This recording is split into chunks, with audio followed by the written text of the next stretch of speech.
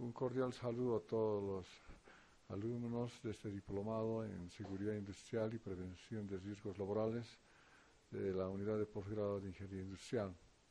El tema que vamos a desarrollar está relacionado a todo lo que es higiene industrial.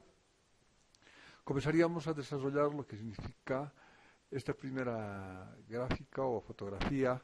Ustedes verán en el fondo y en el subrayado con un color rojo y un color azul. Bolivia, dentro de sus características mineralógicas, es un país bastante rico en lo que se refiere al asbesto, especialmente el asbesto azul, un elemento cancerígeno, altamente cancerígeno, el cual tiene secuelas gravísimas para la salud humana. Ustedes observarán en este punto, está en Filadelfia, en Cochabamba, el asbesto está a flor de tierra. Lo que hacen los comunarios, que son trabajadores, extraen este asbesto, los embolsan y participan familias íntegras. Ustedes verán una pareja de esposos ahí, más que todo el varón con un sombrero azul, está extrayendo con la mano sin la mínima protección. Al margen de los conceptos de seguridad industrial u ocupacional, vamos a ver aquí los aspectos de higiene industrial. La exposición a fibras de asbesto, en cualquier literatura que ustedes observen, es altamente cancerígeno. Veamos esto desde cuándo data. Bolivia tiene unas infinidad de recursos naturales, los cuales han llegado a desarrollarse en su explotación desde la forma manual, en la que ustedes ven, hasta las formas mecanizadas y tecnológicas de gran avance. Las grandes preguntas surgen acá, en lo que se refiere a la extracción del asbesto azul. ¿Cómo extrae? ¿Bajo qué condiciones climatológicas? La parte medioambiental y la condición de trabajo. El objetivo fundamental del trabajador o de la familia que extrae es sacar asbesto en bolsas y vendérselo a empresas como Duralit. Hay empresas que recuperan este metal, este compuesto químico para su tratamiento en tejas, en recipientes, o sea, hay una venta, a pesar que el asbesto mundialmente ya se ha prohibido el uso, pero en Bolivia se sigue usando con una naturalidad en la que los trabajadores y los que están expuestos necesitan, en este caso, un procedimiento, una concientización del por qué deben utilizar elementos de protección que nos puedan facilitar una posición de protección a la seguridad y a la vida de los que están expuestos a este contaminante. Es así que la higiene industrial en Bolivia, y ustedes van a ver en el desarrollo mismo, no ha sido tal vez en su momento olvidado, pero veamos el contexto básico de lo que ha sucedido. No solamente Bolivia, el mundo entero ha llegado a tener los efectos de la exposición, así como ustedes ven, trabajos insalubres frente a lo que puede ocasionar posteriormente. ¿Cuántos de estos trabajadores en el momento, en el desarrollo de su vida, han debido pues tener una enfermedad o un cáncer pulmonar por efecto del asbesto? Muchos. En caso de minería, podemos hablar, muchos han muerto con la falta de información de por qué han muerto. En estos tiempos y en muchos sectores, les indico que muchos acusan a la Pachamama, que ha habido mala suerte, que el día que estaba recogiendo el asbesto ha sido el día martes o el día viernes, y es por eso de que se ha enfermado. Entonces, cuestiones técnicas, tecnológicas, que por sí el efecto físico-químico que tiene un contaminante frente al hombre es latente. De ahí que hablamos desde la prehistoria. En la edad de piedra, ya el hombre, cuando comienza a visorar la forma de vida al conjunto de personas que hace una sociedad para generar el alimento, la sobrevivencia frente a otros seres que viven en este mundo, hace de que se comience a exponer a determinados peligros y adversidades, no solamente en el aspecto de seguridad, si nos comienza a descubrir determinados elementos que le da la naturaleza y que de pronto por su falta en esos tiempos de la información o del conocimiento se expone. Lo único que busca es el objetivo. En este caso, la manipulación de herramientas, las caídas que corresponden a seguridad industrial, el ataque de animales que es seguridad industrial, las agresiones a de compañeros, es decir, el conflicto social, el aspecto psicosocial, que también ya se puede hablar en estos tiempos. Pero cuando ya el hombre comienza a forjar sus herramientas, comienza a diseñar un determinado elemento que puede servirle de defensa. Pero el cómo lo ha forjado, qué es lo que ha utilizado para tener una herramienta que tenga resistencia, que pueda impactar y que pueda dañar a los peligros o a las adversidades que se le presentan. Ha tenido que utilizar elementos de sustancias químicas que sí le han debido hacer algún efecto. En la Edad de Bronce ya se habla de la artesanía, el uso de algunos elementos químicos en la agricultura. Se comienza prácticamente a moldear lo que es el metal, a comenzar a conocer algunos beneficios de lo que es componentes químicos de la misma tierra. Ya comienza a exponerse, pero todavía el hombre no llega en ese momento a identificar aquellos que pueden sí emerger una enfermedad. En estos tiempos podemos hablar, sí ha muerto en la ignorancia del conocimiento de el por qué ha muerto. Y aparecen ahí los riesgos.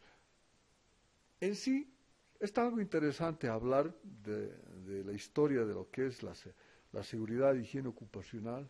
Y aparece el código de Hammurabi, que está en Babilonia, es un rey de Babilonia, estamos hablando del año 1750, y establece una indemnización de pérdidas.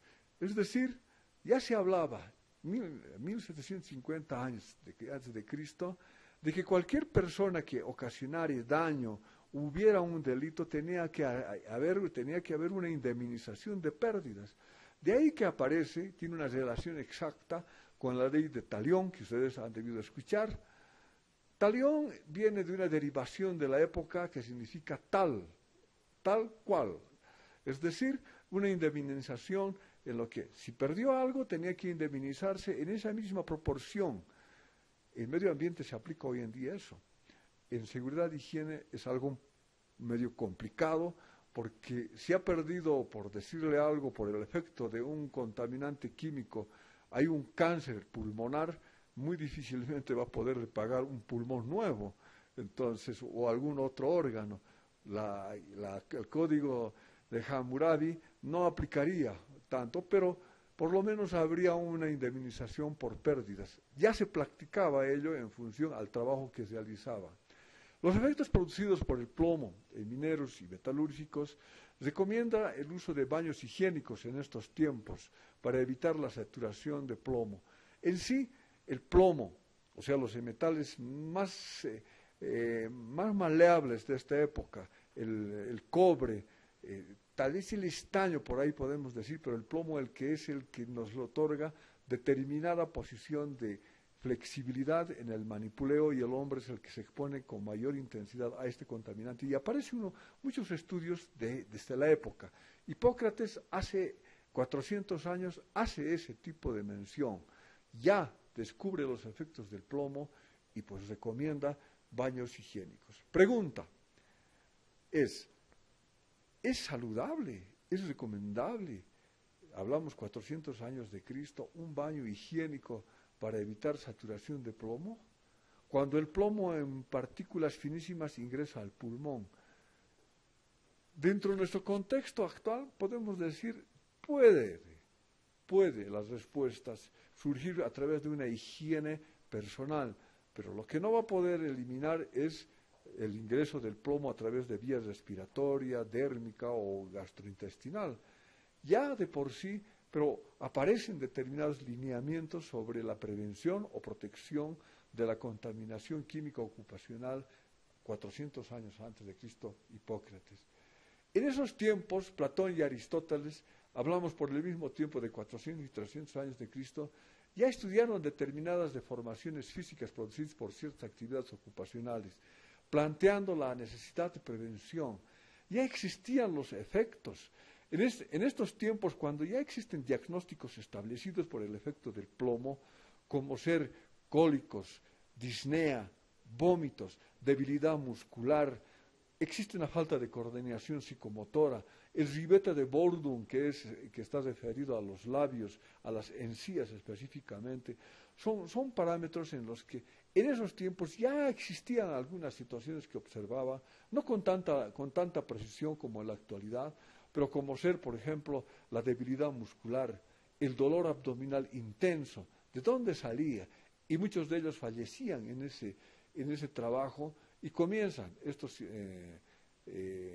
precursores de lo que es la ciencia, Platón y Aristóteles, a estudiar las deformaciones físicas. No se olviden de que en la debilidad muscular se produce el encorvamiento del cuerpo humano. Entonces ya hay determinadas deformaciones que ellos comienzan a observar y plantean necesidad, bueno, en ese entonces, de evitar los efectos del plomo a través de lo que nosotros llamamos hoy en día la prevención. Plinio el Viejo, estamos hablando un poquito más cerca a nuestra época, el año 2379 después de Cristo, describe la historia natural de las enfermedades producidas por el zinc, el cinabrio, que es el sulfato de mercurio, y el mercurio. Incluso diseña la primera máscara a través de la vejiga del buey, tratando de otorgar determinados lineamientos de protección frente a esos elementos químicos que ya generaban algunos aspectos toxicológicos en esos tiempos. Imagínense ustedes, yo les doy un ejemplo del mercurio. En determinada empresa, hace unos 5 años atrás, existe una exposición de trabajadores a mercurio durante el periodo exactamente de 45 minutos, 4 trabajadores. Salen en tal mal estado, una exposición violenta que les degenera prácticamente todo el sistema hepático, ataca el sistema hepático. De tal manera de que en la actualidad tienen los efectos todavía, pero con toda la medicina, la tecnología que tenemos, están en pleno proceso de recuperación, llevamos de los 5, 6 años, y estas personas que no, de esos años hablamos, comenzando la civilización, hablando del término del cristianismo, año 23, 79 después de Cristo, no existían los métodos médicos o toxicológicos para rehabilitar o para frenar un efecto toxicológico químico. A lo más, como en este caso del Plinio, le decían el Viejo, trata de proteger a través de una vejiga de buey, o sea, endurece una especie de curtido y lo coloca con sus sistemas respiratorios abiertos para evitar, según el criterio, de que ingrese las partículas, los polvos por la piel hacia el organismo, los compuestos de mercurio.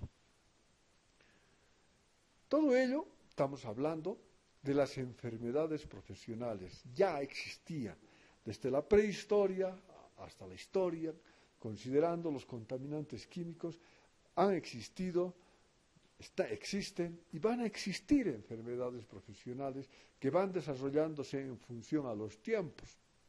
Hoy en día, por ejemplo, en la época de la tecnología moderna, computadoras, sistemas informáticos, es la nanotecnología.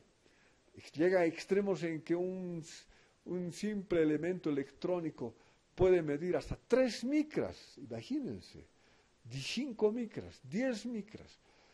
Cuando se habla de partículas en suspensión, estamos hablando un término otorgado por la Organización Mundial de la Salud, 10 micras en el diámetro ya ingresa al pulmón y puede causar efectos neumoconióticos en el pulmón. Imagínense, estamos hablando de una partícula química solamente pura, de un elemento de nanotecnología, pues estamos hablando de muchos componentes que están ahí adentro, hasta el oro, titanio, puede existir platino, elementos que son parte constitutiva de estos elementos electrónicos, ingresan al organismo. Imagínense lo que puede causar una cantidad superior a la que causa una porción de sílice menor a 10 micras. De ahí que es necesario las técnicas de prevención. De ahí que la higiene del trabajo y la medicina del trabajo son las ciencias que tratan de establecer las medidas de prevención y protección. Y no nos olvidemos, vamos a usar mucho estos términos, prevención, protección. Prevención, medidas tendentes a evitar de que el riesgo, en este caso el contaminante químico, no cause efecto hacia el hombre en su trabajo. Se elimine el riesgo, no exista ello. En cambio, protección son las medidas tendentes a evitar o a minimizar la consecuencia del contaminante cuando ingresa al cuerpo. Bolivia, les dejo la pregunta en el aire, ¿cuánto de prevención aplicamos y cuánto de protección? Ustedes que están en el área han debido notar, lo primero que se le da al trabajador es protección. Casco, lentes, protector respiratorio, guantes, calzados de seguridad, todo lo que significa equipos de protección individual o personal. Después veremos cómo hacemos, pero ahí, la protección lo primero. Pero ¿por qué no hacemos primero la prevención? Vamos a ir discutiendo el tema y vamos a ir analizando todos estos aspectos de la higiene industrial, que es un amplio tema en el que sí podemos darle muchos parámetros de solución. En muchos de los aspectos tendremos que pasar a la protección para evitar mayor secuela.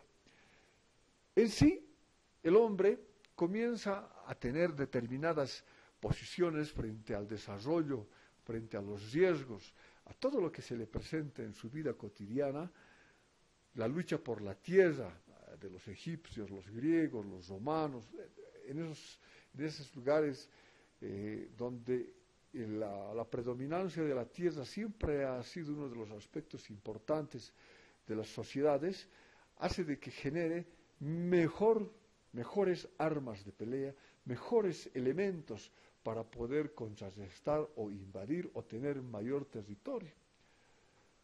Y ahí que comienza a desarrollar desde simplemente la vestimenta, como ustedes ven en gráfica, desde simplemente cubrir las partes íntimas, comienza a protegerse los pies, porque le lastima el caminar y comienza a generar algunos elementos que le protegen el tobillo, la pantorrilla, luego será un poco más arriba, comienza a crear ya una especie del pantalón que nosotros creemos, el calzado, ya viene un recubrimiento del cuerpo y al final, en función a esas características de necesidades, por la necesidad de supervivencia, genera pues hasta un elemento que le cubre todo el cuerpo.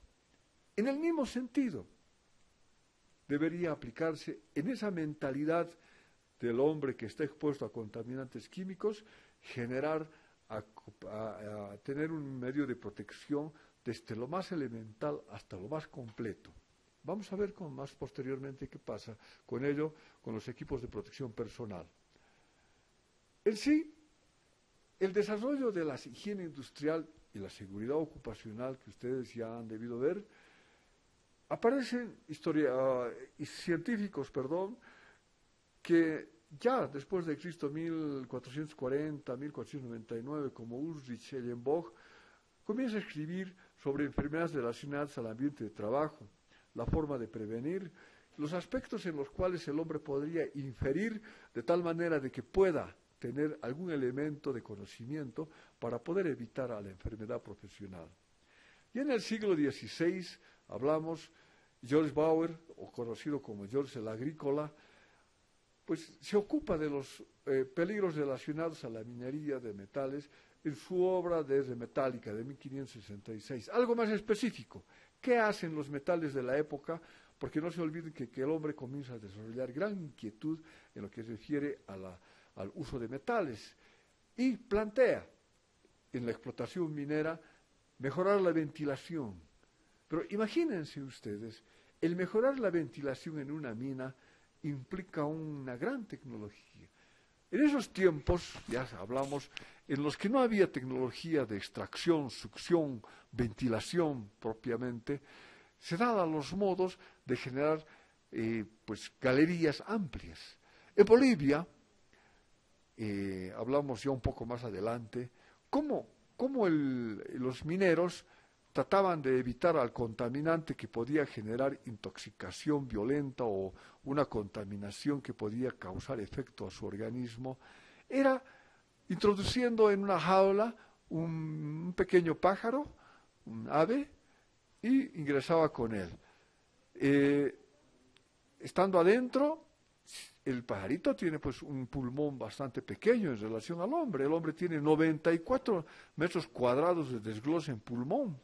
Entonces, una ave pequeña que tiene cantidad mínima va, ingresa, y si se muere allá adentro, entonces el minero tenía que salir en forma inmediata, porque ese tamaño de lo que es el tamaño del pulmón le otorgaba el tiempo preciso para abandonar y ponerse a buen recaudo, evitando ser atacado por el contaminante.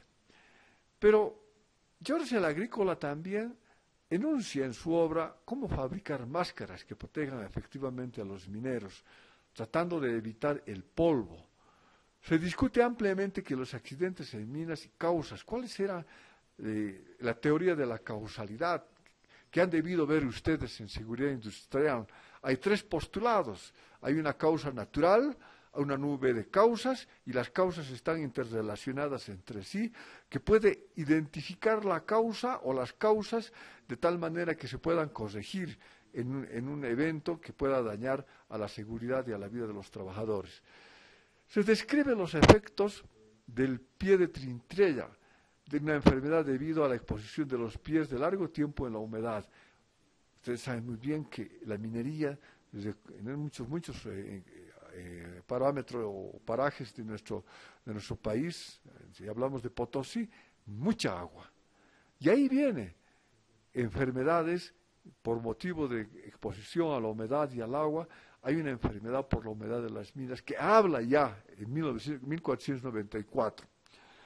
Habla también de la silicosis, la exposición a este contaminante químico metálico que causa su efecto directo, dependiendo del tamaño o el diámetro de la partícula en el pulmón, produciendo una neumoconiosis, cáncer, y la inhalación de polvo de silicio o cuarzo.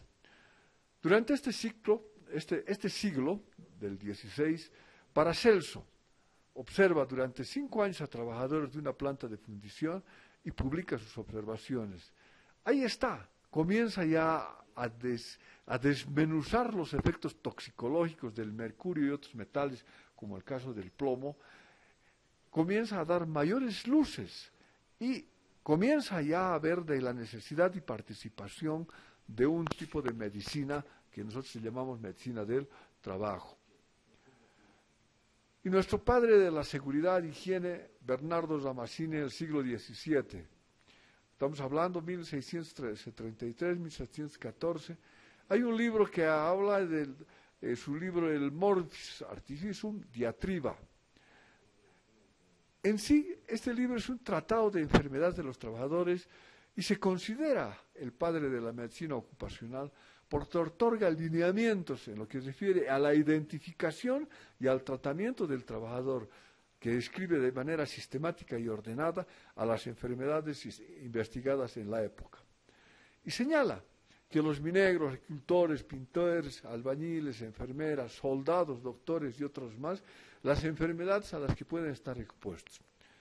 Ya en el siglo XVIII, pues tenemos a estos autores, Percival Pot, médico, descubre el cáncer del escroto por desollinadores, es decir, hablamos del carbón, la exposición de partículas al carbón, pero la toxicología de lo que es del carbón, las partículas que ingresan al organismo tienen vamos a ir viendo en el desarrollo de contaminantes químicos, una característica química en lo que se refiere cuando ingresa al organismo.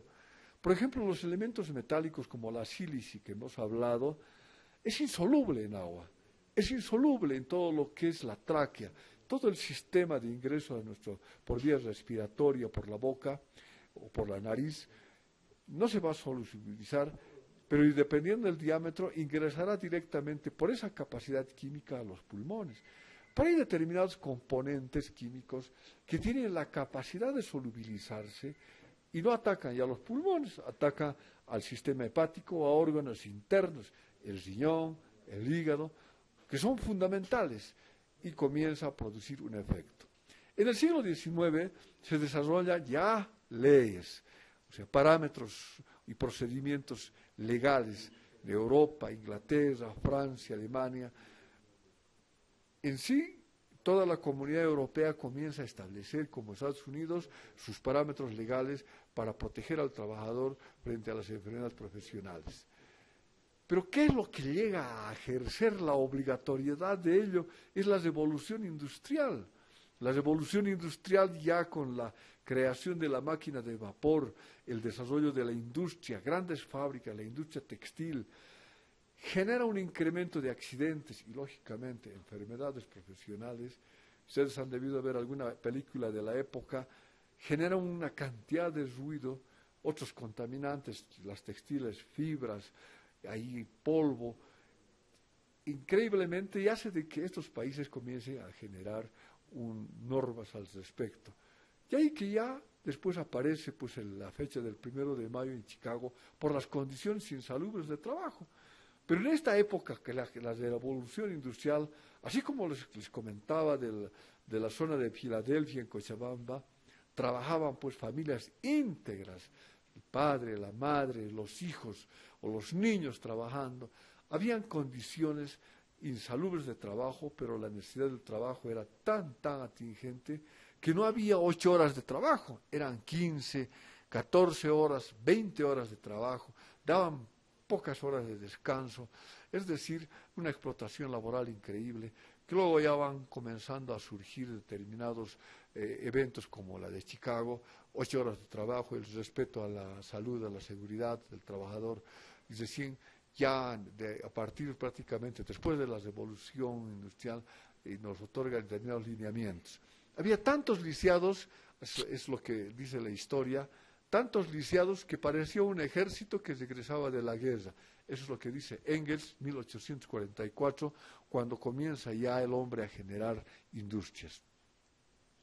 Inglaterra comienza a hacer su ley de fábricas, el siglo XIX.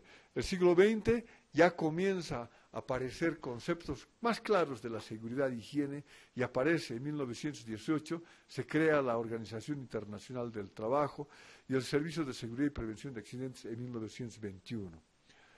El siglo XX, anterior a nosotros, ya estaban muchos de ellos, ya los países latinoamericanos, como ser Argentina, Ecuador, nuestro país, Brasil, comienzan a aparecer normas.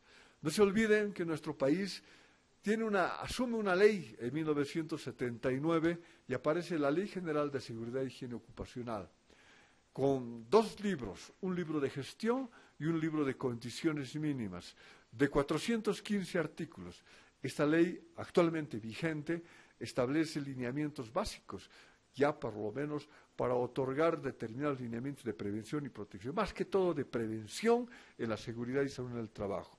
Pero algo interesante sucede más antes, que es el 8 de diciembre de 1942, o sea, el artículo 67 y el artículo 61 del decreto reglamentario de la Ley General del Trabajo, de 23 de agosto de 1943, hacen de que exista una necesidad de un reglamento básico de higiene y seguridad industrial. Este es un decreto supremo, el 2348, de 18 de enero de 1951. Imagínense ustedes, es un reglamento que vamos a pasar a través del sistema de Internet. La Ley General de Seguridad y Higiene Ocupacional, dice la actual, la que está en vigencia de 1979, dice en uno de los artículos, se deroga toda disposición que no sea contraria a esa ley. Este decreto supremo no es contraria, por tanto, tendría que tener su vigencia. Pese a ser de 1951, en esta norma se establecen límites permisibles. Les doy como ejemplo de gases y vapores, que nos otorga partes por millón, de 1951. Uno de los primeros países que ha hecho en Bolivia esto ha sido, o sea, en Latinoamérica, ha sido pues Bolivia, porque Argentina, 1915, Ecuador, 1938, Bolivia, ya la Ley General del Trabajo, 1942, Brasil, 1943, 1948, Chile y Perú, 1971, pero ninguno tiene la cualidad de tener un reglamento como teníamos nosotros y tenemos actualmente. Y nosotros asumimos normas internacionales como la CGIH, la Asociación de Higienistas Industriales de Estados Unidos, establecen límites actualizados. Lógicamente que tenemos que tener límites actualizados, reales, pero nos puede servir lo que está en pantalla en este momento. La acetona, exposición 8 horas en ese tiempo, es 500 partes por millón. Nuestros compañeros que están expuestos, por decir, a gasolina, de los surtidores, 1000 partes por millón. Entonces, si ustedes notan, ya hay determinados parámetros a través de los cuales nos podemos guiar, desde acuerdo a esa época. No es completo, da parámetros en los cuales mucho falta, y por eso muchos profesionales para hacer higiene industrial se guían en la SGIH o en normas UNE, pero tenemos